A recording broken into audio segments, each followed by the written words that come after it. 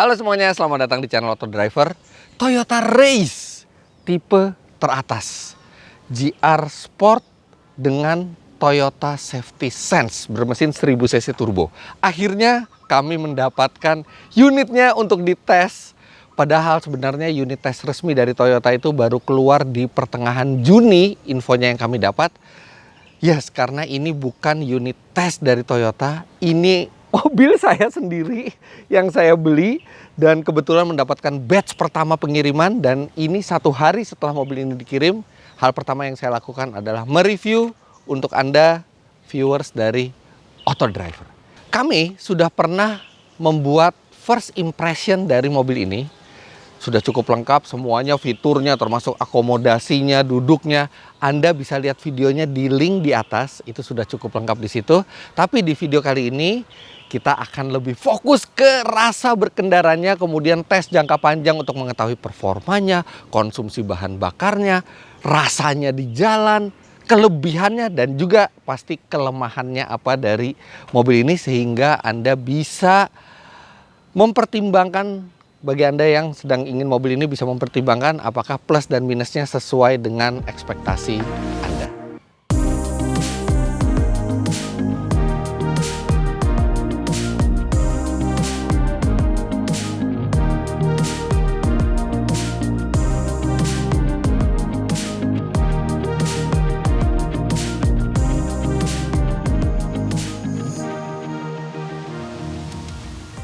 Mobil ini masuk ke kelas subcompact SUV. Jadi SUV yang benar-benar mini, walaupun sebenarnya nggak mini-mini amat ya. Kalau misalnya kita langsung dekat ke mobil ini, dia cukup besar. Bahkan ground clearance-nya 200 mm. Itu artinya ground clearance-nya hampir setara expander, mirip dengan Honda BR-V. Artinya dia cukup tinggi dan bodinya juga 4 meter lebih sedikit, jadi nggak kecil-kecil amat. Tapi mobil ini akan bersaing langsung dengan Kia Sonet dan Nissan Magnite di kelas yang sama. Nah, harga jualnya mobil ini ada varian dari mulai varian G sampai varian GR with Toyota Safety Sense. Dijual dari harga 215-an sampai 265,9 juta rupiah untuk tipe tertinggi ini. Ada sebenarnya mesin 1200 cc-nya, karena itu semua varian tadi 1000 cc turbo, tapi mesin 1200 cc-nya itu baru akan dikeluarkan di semester kedua 2021.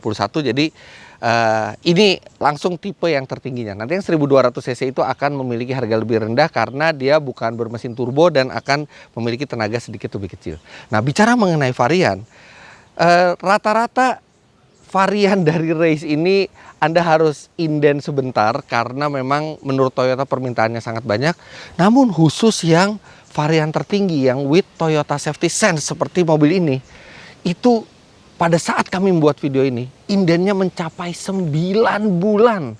Ada berbagai versi kenapa inden dari mobil ini lama sekali. Yang pertama bilang bahwa memang permintaannya sangat banyak untuk yang Toyota Safety Sense ini, karena ini pertama kalinya mobil di bawah 300 juta rupiah dilengkapi dengan radar bahkan dengan adaptive cruise control.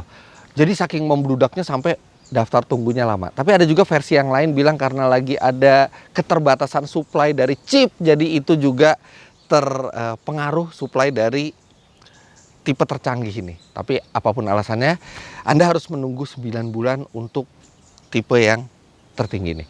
Namun di review kali ini, walaupun ini tipe tertinggi, secara mesin, secara penggerak, suspensi semuanya sama. Jadi Anda juga bisa mereferensikan review ini untuk varian-varian yang lain. Sekarang sekilas kita akan melihat tampilan dari luarnya. Nah, karena ini adalah varian GR Sport, maka banyak aksesoris-aksesoris sporty yang terpasang di mobil ini. Oh ya, by the way, ngomong-ngomong aksesoris otomotif, buat teman-teman yang mau mengembangkan usaha di bidang jual beli otomotif, baik itu mobil maupun komponen pendukung, aksesoris, sekarang tersedia platform jual beli otomotif terbaru yang bernama Gias Auto 360. Dan di Gias Auto 360 ini semuanya mudah, aman, dan nyaman. Nah, bagi teman-teman yang mau mendaftar sebagai merchant di Gias Auto 360, gampang sekali caranya. Tinggal lihat link di deskripsi, klik dan semuanya gratis. Dan Anda bisa bergabung dengan platform khusus otomotif yang paling kekinian sekarang di Indonesia. Nah, kita balik lagi ke tampilan luar dari race, khusus yang GR Sport ini. Memang dia terlihat agresif, bahkan di belakangnya itu mirip-mirip seperti robot.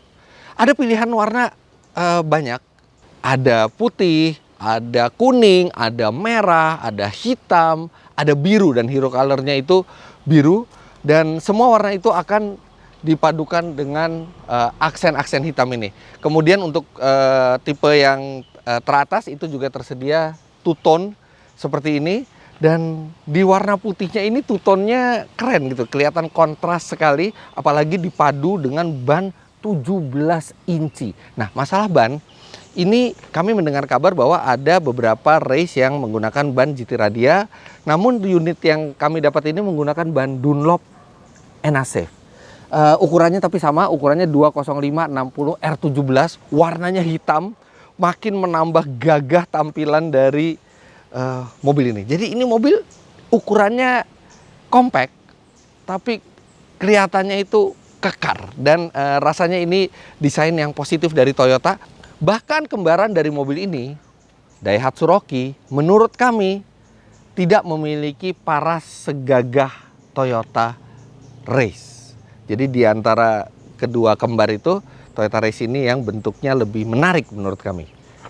Di bagian fender Anda bisa melihat tulisan turbo, karena memang Toyota bangga sekali dengan mobil ini bermesin turbo. Tapi sebenarnya kapasitasnya kecil, minimal 1000 cc 3 silinder. Dan karena dilengkapi turbo, tenaganya cukup besar, 98 HP dan 140 Nm. Tenaga tersebut disalurkan ke dua roda depan lewat transmisi CVT. Jadi ini mesin yang kecil sekali, dilengkapi dengan turbo, dan mestinya mesin ini memiliki performa yang cukup baik dan terkompensasi, tapi tidak terkompensasi oleh pemakaian bahan bakar yang boros karena mesinnya kecil, jadi mestinya irit. Tapi itu nanti akan kita lihat pada saat kita melakukan impresi. Nah, di kap mesin ini juga sudah dilengkapi dengan peredam yang tebal, tapi memang cat di dalam kap mesin ini tidak sama kualitasnya dengan cat yang di luar. Ini tidak di pernis, kayaknya belum sampai tahap pengecatan yang selengkap di bagian luar, karena ya ini juga jarang untuk dilihat. Engine bay-nya terlihat masih banyak sekali space kosong. Oke, sekarang kita sekilas melihat bagasinya. Ini dia nih bagian belakangnya yang menurut saya atraktif. Dan bagasinya sendiri kapasitasnya lumayan. Ada beberapa hal yang unik di bagasi ini. Yang pertama adalah partisinya. Ini bukan hard material tapi sangat soft seperti kain. Keuntungannya adalah dia dibuka tutupnya sangat mudah, tapi memang Anda tidak bisa meletakkan apapun di sini, dan kadang-kadang jadi kurang rapih kelihatannya kalau misalnya sering dilipat-lipat seperti itu. Kemudian hal berikutnya, tapi ini sangat positif, adalah deck dari atau lantai dari bagasi ini, dia bisa di setel tinggi, jadi Anda rata. Jadi kalau menarik barang itu mudah, atau kalau Anda ingin memperbesar kapasitas, Anda bisa turunkan ke bawah seperti ini dan dia jadi lebih lega lagi. Kemudian kalau mau memperluas bagasinya, Anda bisa juga melipat jok belakang, walaupun pelipatannya itu tidak rata ya, tapi minimal bisa untuk memperluas, dan dia bisa di split 60-40. Sekarang kita langsung ke bagian depan. Sedangkan untuk duduk belakangnya Anda bisa lihat di sini. Ya cukup, bukan tempat yang sangat lega, tapi ya cukup memadai untuk orang dewasa, tapi bukan untuk perjalanan yang sangat jauh. Sekarang kita ke bagian kokpit.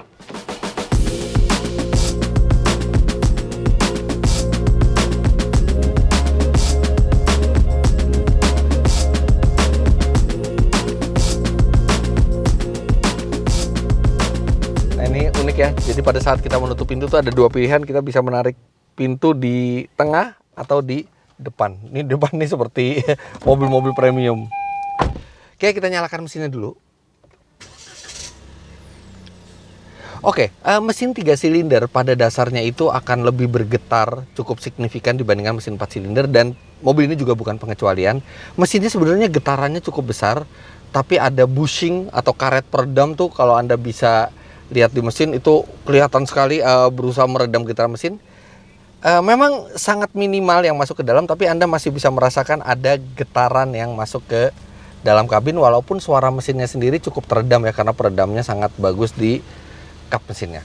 Oke, instrumen sudah full digital dan Anda bisa ganti-ganti, ada 4 kemungkinan desain. Jadi ya, kalau misalnya bosan sama satu desain, Anda bisa desain yang lain. Kemudian informasinya cukup lengkap yang ada di instrumennya ini. Kemudian layar multimedianya juga besar dan ini sudah touchscreen. Keren bentuknya. Sayangnya konektivitas yang ada di head unit ini hanya Bluetooth dan T-Link atau handphone mirroring, yang itu membutuhkan aplikasi pihak ketiga dan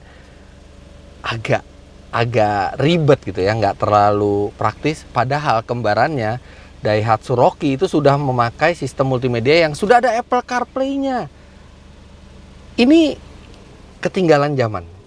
Mestinya sudah memakai yang ada Apple CarPlay-nya, yang itu akan sangat praktis dan itu kekinian sesuai dengan pasar dari mobil ini, yaitu anak muda yang pasti menginginkan konektivitas terkini. Tapi tampilannya ini lumayan oke, dan ketika Anda menyalakan mesin itu ada peringatan hari ini tanggal ganjil apa tanggal genap, walaupun ya sekarang lagi nggak pakai karena tidak dilakukan karena pandemi.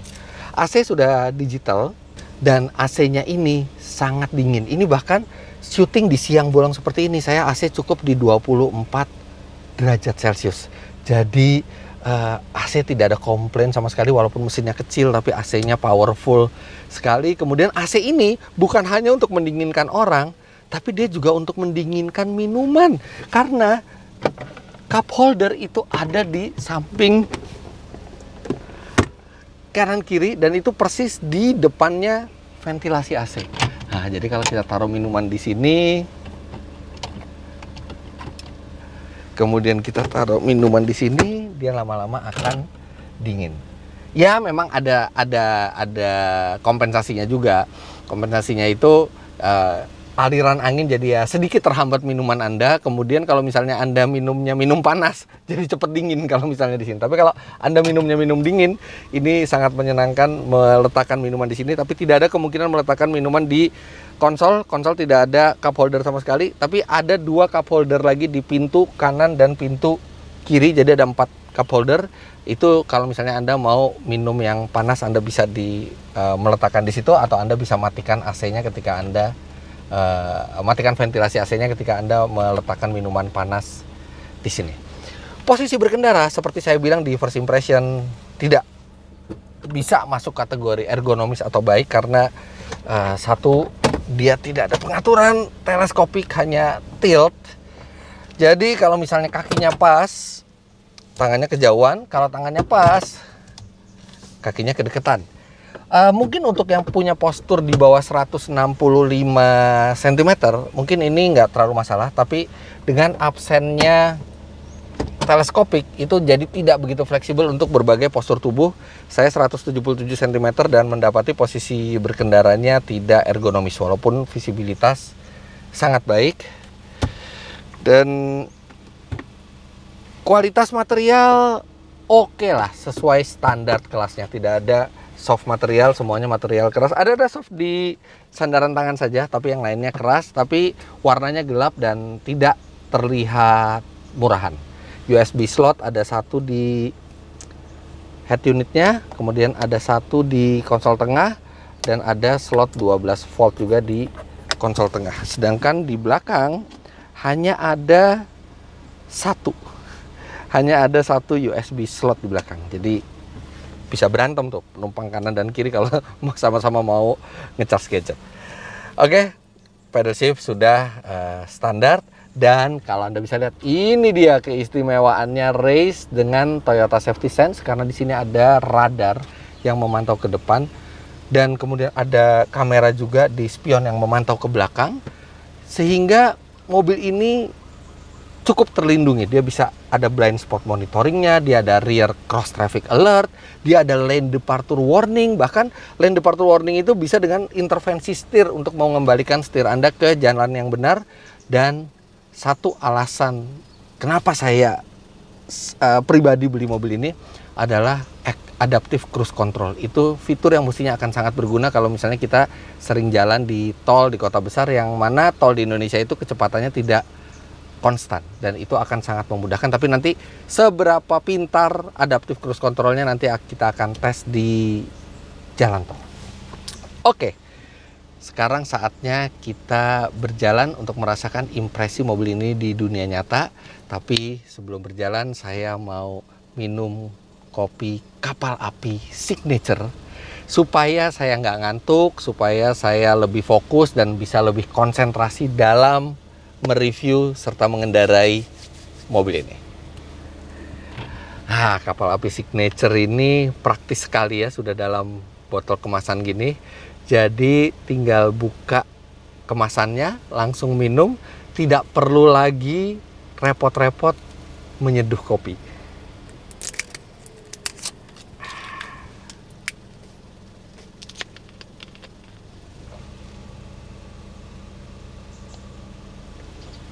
Saya suka ya rasanya Kapal Api Signature ini. Rasa manis alami dari gula arennya itu pas banget. Kemudian praktis, botol jadi gampang diminum kapan aja, di mana aja. Oke, sekarang kita langsung jalan.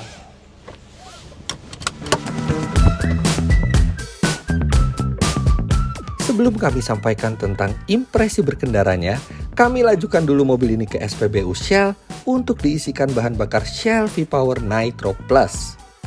Shell V-Power Nitro Plus dengan standar Euro 4 menjadikan mesin lebih bertenaga, akselerasi lebih cepat, dan performa maksimal. Dengan teknologi Dynaflex, Shell V-Power Nitro Plus memiliki kekuatan membersihkan yang tak terkalahkan untuk melindungi dari endapan yang mengurangi performa mesin.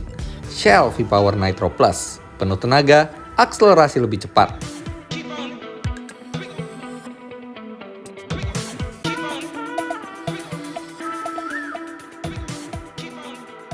Kita akan mulai review ini dari performanya. Ini pertama kalinya kerja sama Toyota Daihatsu di Indonesia menggunakan mesin turbo. Ya, terlepas dari adanya getaran pada saat idle atau saat berhenti, ya khas 3 silinder serta suara sumbang 3 silinder pada saat kita akselerasi, tapi laju mobil ini tuh cukup positif. Jadi tenaganya kuat, apalagi pada saat turbonya sudah terkumpul tekanannya. Memang ada turbo lag, tapi turbo lagnya masih sangat bisa ditoleransi. Apalagi juga transmisinya ada sport mode, RPM-nya langsung tinggi dan lagnya juga semakin sedikit. Enak kok tenaganya. Ya suaranya biasa aja, suara-suara 3 silinder. Kemudian juga ada mode manual 7 speed di pedal shiftnya, jadi Anda bisa berkendara dengan cara yang lebih sporty. Nah, tapi berapa performa aktualnya? Akselerasi 0 sampai 100 km per jam. Ini untuk pertama kalinya oleh media independen dites di Indonesia oleh saya sendiri tadi malam. 0 sampai 100 km per jam tuntas dalam 11,1 detik. Itu adalah angka yang wajar, cukup bisa direspek karena dia hanya berbeda 0,1 detik dari pesaing utamanya, yaitu Kia Sonet. Kia Sonet itu 11,0 detik. Tapi harap diingat, Kia Sonet menggunakan mesin yang lebih besar, 1500 cc, 4 silinder, tenaganya 115 HP dan torsinya 144 Nm. Jadi secara tenaga lebih besar lumayan dibandingkan mobil ini, tapi akselerasinya hanya berbeda 0,1 detik dari mobil ini. Tapi ya itu, kalau akselerasi suaranya suara 3 silinder. Moga-moga Anda kedengeran nih saya akselerasi nih.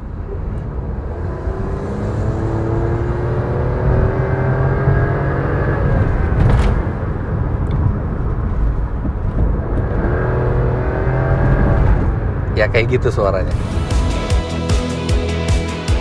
Lantas rasa penasaran kami berikutnya tertuju pada sistem adaptive cruise controlnya. Seberapa baik ia bekerja?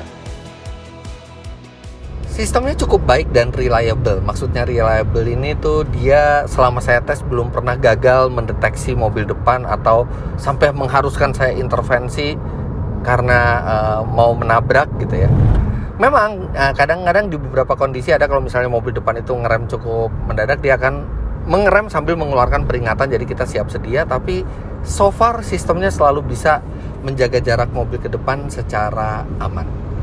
Bagi Anda yang terbiasa dengan sistem adaptive cruise control dari pabrikan premium seperti Mercedes-Benz atau Tesla misalnya, memang sistem yang di race ini kadang-kadang agak telat mendeteksi mobil di depan itu mengerem. Jadi kayaknya agak mengerem lebih keras dari seharusnya bisa lebih smooth gitu ya. Tapi it's okay, masih tetap aman dan sangat nyaman kita di tol. Dari tadi saya tidak menginjak gas dan tidak menginjak rem.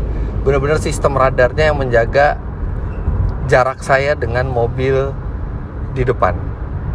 Kemudian sistem ini juga ada 3 setting ini ya, 3 setting jarak ke mobil depan. Tapi memang kalau menurut kami settingan yang terdekat sekalipun itu masih jauh jaraknya, masih terlalu jauh. Padahal ini udah settingan yang paling dekat.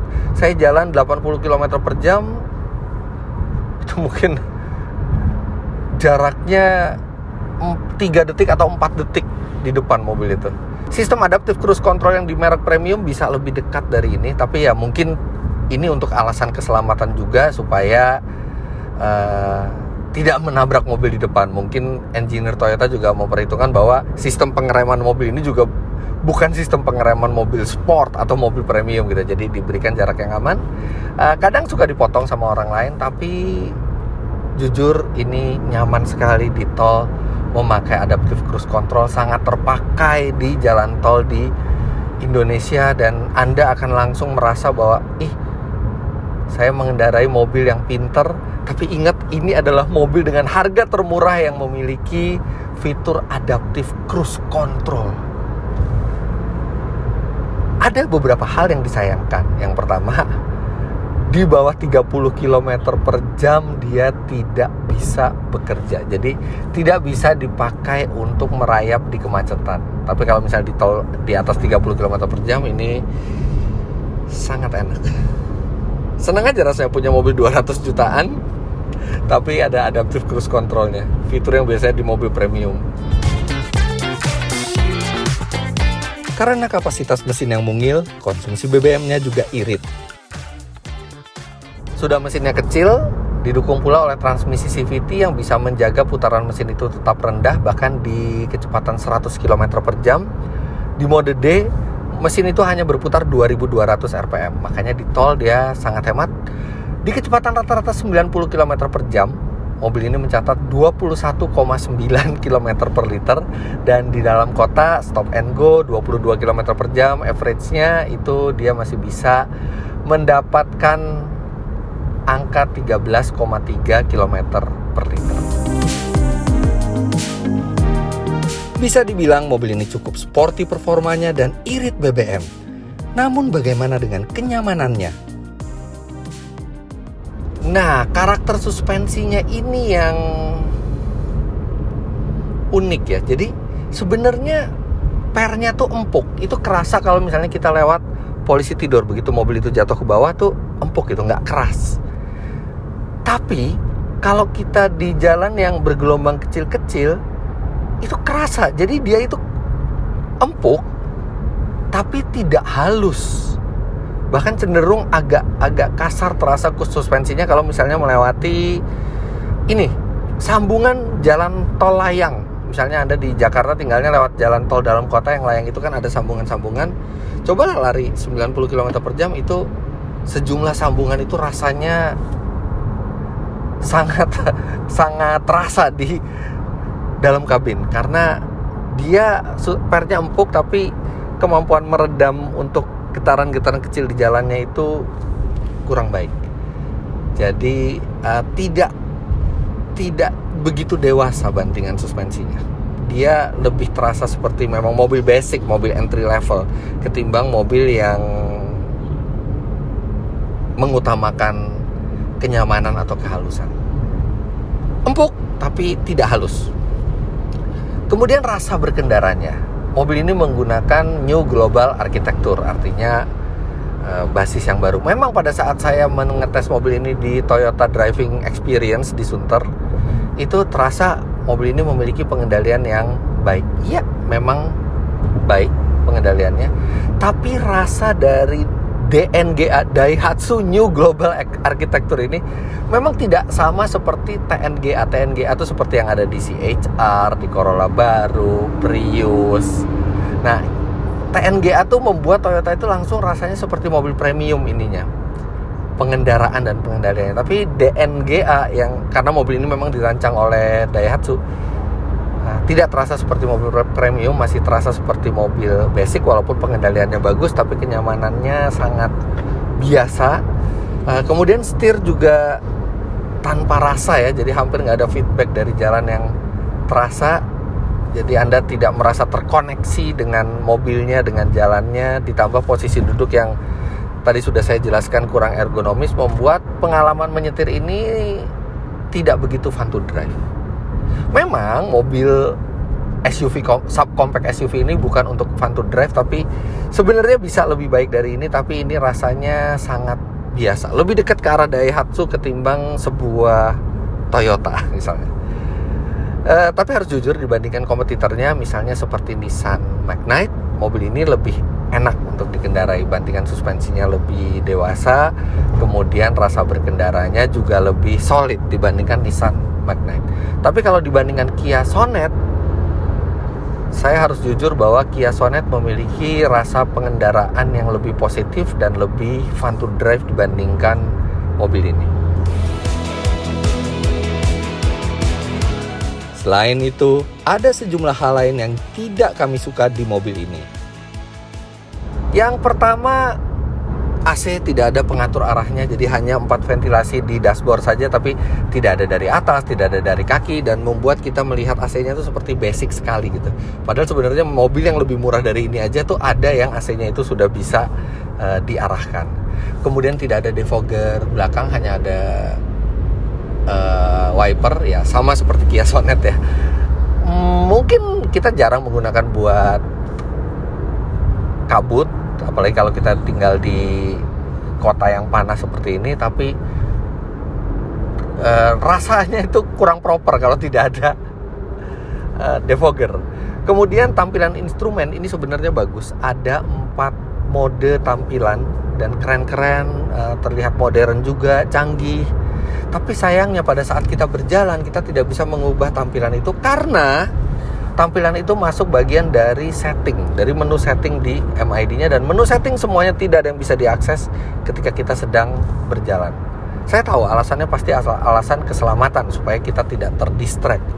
Tapi pabrikan premium seperti BMW atau Mercedes-Benz sekalipun masih merasa bahwa mengubah sejumlah settingan pada sambil berjalan itu tidak terlalu mengganggu, dan mereka mengizinkan hal itu. Tapi ternyata di race tidak, Anda harus berhenti total hanya untuk mengubah setting atau mengubah tampilan dari instrumennya. Kemudian yang mengganggu berikutnya klakson. Klaksonnya itu ya oke lah, ini terasa basic sekali. Klaksonnya itu bunyinya bukan tintin, tapi ini bukan tintin tapi tintin seperti itu. Kecil. Kalau kita mendengar klakson seperti ini tuh bayangan kita tuh ada pick up di belakang yang mau nyusul. Nah, kemudian hal yang berikutnya yang agak mengganggu adalah banyak tombol kosong. Di AC ada 3 tombol kosong, kemudian di sebelah kanan ada 6 tombol kosong. Total ada 9 tombol kosong di depan, membuat mobil ini terasa kurang lengkap. Padahal ini adalah versi termahal dan terlengkap dari race di Indonesia, dan membuat kita bertanya-tanya, ini masih ada apa lagi ya yang belum dipasang di sini. Padahal untuk sebuah mobil yang top of the line-nya mestinya tidak terlalu banyak tombol kosong. Akan tetapi di sisi lain, mobil ini juga punya sejumlah hal yang menyenangkan. Yang pertama jelas fitur radarnya. Mobil seharga ini dengan fitur radar yang canggih sangat membantu pada saat kita berpindah jalur. Blind spot monitoring itu memperingatkan kita dengan visual dan suara.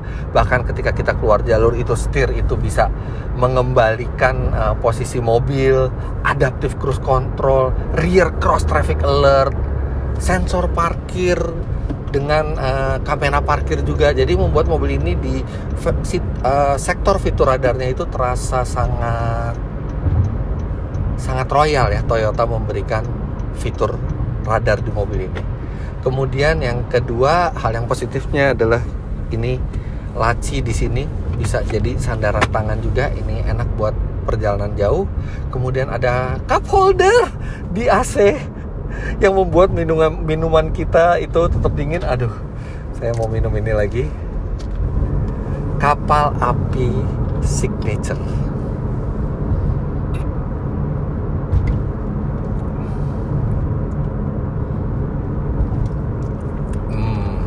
Rasanya enak, gula arennya pas, bikin gak ngantuk dan makin konsentrasi. Kemudian kita kembali lagi. Hal berikutnya yang menurut kami positif, ada pengingat seat belt untuk penumpang belakang. Jadi kalau Anda membawa anak Anda atau membawa saudara di belakang, Anda bisa cek bangku mana yang belum menggunakan seat belt. Kemudian faktor safety-nya bagus. Crash test-nya sangat bagus ini mobil, dan airbag-nya banyak.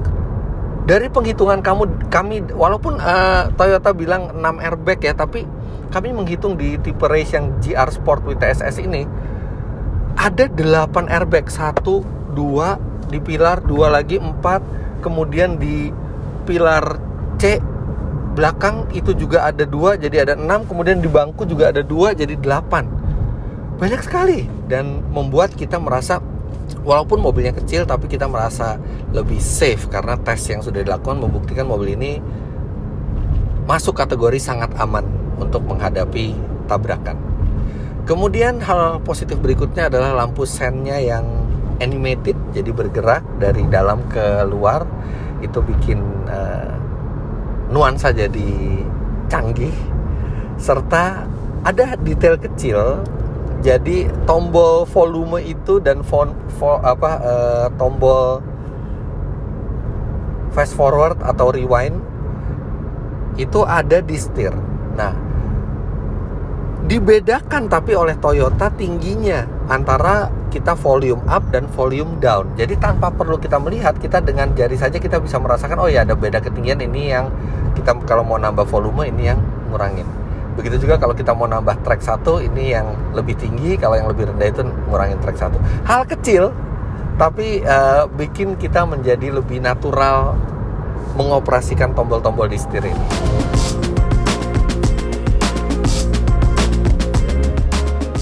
Secara umum, rasa pengendaraan race biasa saja, tidak ada yang istimewa. Tapi mobil ini sulit didapat sekarang karena indennya yang panjang. Iya, pada saat kami mengetes, inden mobil ini sangat panjang, mencapai 9 bulan. Terutama yang varian TSS-nya. Kalau Anda ingin yang lebih cepat, varian yang GR Sport tanpa TSS itu jauh lebih cepat dibandingkan inden yang TSS ini. Tapi memang harus diakui dua hal yang menjadi daya tarik di race itu adalah yang pertama modelnya atraktif, kemudian yang kedua fiturnya yang lengkap, terutama fitur radarnya yang memang pertama kali ada di rentang harga seperti ini. Yang lainnya so-so lah. Mesin 1000cc turbo juga sudah dipakai kompetitornya.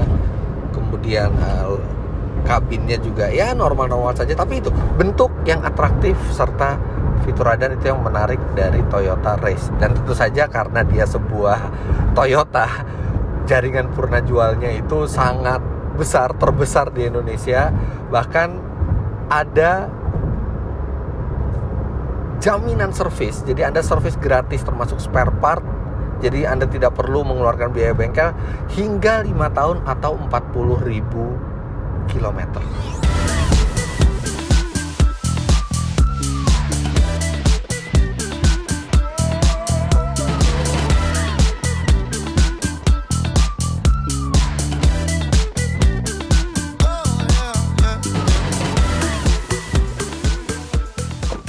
Well, sebagai kesimpulannya kalau boleh jujur, rasa berkendara di dunia nyata dari Toyota Race ini memang lebih dekat ke arah Daihatsu ketimbang ke arah Toyota. Anda pasti mengerti maksud saya, karena memang mobil ini dikembangkan bersama Daihatsu dan karena ini adalah mobil compact, maka Daihatsu sepertinya lebih banyak berperan di pengembangan mobil ini. Tapi setidaknya Toyota Race memiliki paras yang ganteng, tampilan yang gagah, kemudian pilihan varian yang banyak, serta ada fitur yang satu-satunya di kelasnya, yaitu fitur adaptive cruise control dan fitur radar yang lengkap, membuat mobil kecil ini menyenangkan buat dipakai sehari-hari di perkotaan, canggih dan bergaya. Nggak heran mobil ini juga sangat laris di negara asalnya, yaitu Jepang.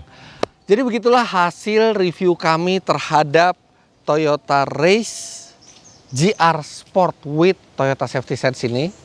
Jangan lupa Anda klik like bila menyukai video ini, komentar di bawah, dan subscribe ke channel Auto Driver jika Anda belum. Main-main ke web kami di www.autodriver.com serta download aplikasi kami Auto Driver di Google Play Store. Terima kasih banyak Anda sudah menyaksikan. Sampai jumpa di video selanjutnya. Bye-bye.